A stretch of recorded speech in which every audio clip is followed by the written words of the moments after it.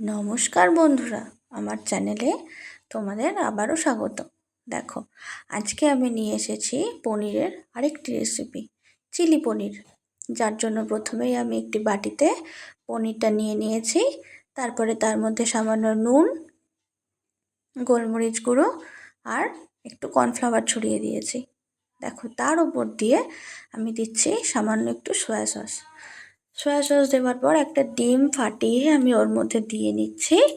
এরপর এটাকে ভালো করে ম্যারিনেট করে রেখে দিতে হবে কিছুক্ষণ। এই chilli paneer, chilli chicken, chilli soya, chilli এঁচোড়, এই সমস্ত কিছুই খুব ভালো লাগে খেতে, বিশেষত রুটি বা রাইসের সঙ্গে। তাই দেখো, ওদিকে ম্যারিনেট করতে রেখে দিয়েছি, এদিকে আমি চাটনিটা করে নিয়েছি আমাদের দুজনের, তাই অল্প করে করেছি। আর এদিকে দেখো, চাটনির সঙ্গে পাঁপড় ভাজতে হবে, তাই ম্যারিনেট হতে হতে আমি পাঁপড়টাও ভেজে নিলাম।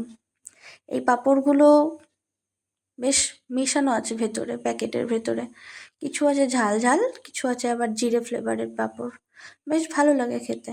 দেখো, এদিকে ম্যারিনেট হয়ে গেছে। কড়াইতে তেল দিয়ে তার মধ্যে একটা একটা করে পনিরগুলোকে দিয়ে সেগুলোকে একটু ফ্রাই করে নেব। এমনি পনিরগুলো খুব নরম, যেহেতু ফ্রোজেন পনির, তাই একটু অল্প করেই ফ্রাই করেছি, খুব আলতো করে এবার তুলে নিতে হবে। দেখো, এবার ভাজা হয়ে যাওয়ার পর কড়াইতে তেল যে রয়েছে তার মধ্যেই গোটা গরম মশলা ফোড়ন দিয়ে দিয়েছি। এর মধ্যে দেব রসুন কুচি আর কিছু কাঁচা লঙ্কা কুচি। এটা দিয়ে একটুখানি নাড়াচাড়া করেই দিয়ে দেব পেঁয়াজ আর ক্যাপসিকামগুলোকে একটু বড় বড় সাইজের টুকরো করে রাখা। এই পেঁয়াজ আর ক্যাপসিকামটা এবার একটু ভাজা হোক, একটু নরম নরম হয়ে আসার পরেই দিয়ে দেব বাকি ইনগ্রিডিয়েন্টস। দেখো, একটু ভাজা ভাজা নরম হয়ে গেছে, একটু নরম। এবার এর মধ্যে দিয়ে দিচ্ছি প্রথমে একটু ভিনিগার, তার মধ্যে দিয়েছি টমেটো সস আর দিয়েছি একটু সয়া সস। এবার এই সমস্ত উপকরণ দিয়ে ভালো করে একটু মিশিয়ে নেব। তার মধ্যে দিয়েছি নুন আর দিয়েছি 1 চামচ গোলমরিচ গুঁড়ো। দেখো, এবার এটা ভালো করে মিশিয়ে নেওয়ার পর যে ভেজে রাখা পনিরগুলো আছে সেই পনিরগুলো এর মধ্যে দিয়ে দেব। এবারে ভালো করে নাড়াচাড়া করতে হবে। কেউ চাইলে এরকম পনিরও নামিয়ে নিতে পারো, এটাকে বলে ড্রাই চিলি পনির। কিন্তু আমরা যেহেতু একটু ঝোল, একটু গ্রেভি পছন্দ করি, তাই আমরা এরকম ড্রাই নামাবো না। এর মধ্যে সামান্য একটু জল দিয়ে দেব, দিয়ে ঢাকনা দিয়ে একটুখানি ফুটতে দেব।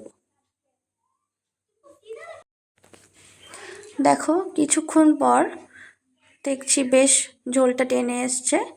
তার মধ্যে 1 চামচ কর্নফ্লাওয়ারের মধ্যে একটু জল দিয়ে সেটা গুলিয়ে এবার চিলি পনিরটার মধ্যে দিয়ে দেবো, যাতে একটু গ্রেভি গ্রেভি ব্যাপারটা আসে। তারপরে এর মধ্যে একটু চিনি দেব। ব্যাস, রেডি আমাদের চিলি পনির। এবার বাটিতে সার্ভ করে নেব। দেখো, দেখতে যেমন সুন্দর লাগছে, খেতেও ঠিক সেরকম সুন্দর হয়েছিল। তোমরা চাইলে অবশ্যই এটাকে বাড়িতে একবার ট্রাই করো, খেতে খুব সুন্দর হবে রুটি, পরোটা বা ফ্রাইড রাইসের সঙ্গে। দেখো, এবার আমি খাবারটা সার্ভ করে নিচ্ছি।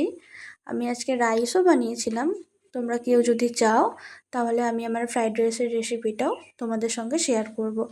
দেখো, সঙ্গে আমি স্যালাড কেটেছিলাম, রাইস, চিলি পনির আর স্যালাড। ওফ, রবিবারের দুপুরটা জাস্ট জমে যাবে। ভালো লাগলে লাইক শেয়ার করো। Thank you for watching.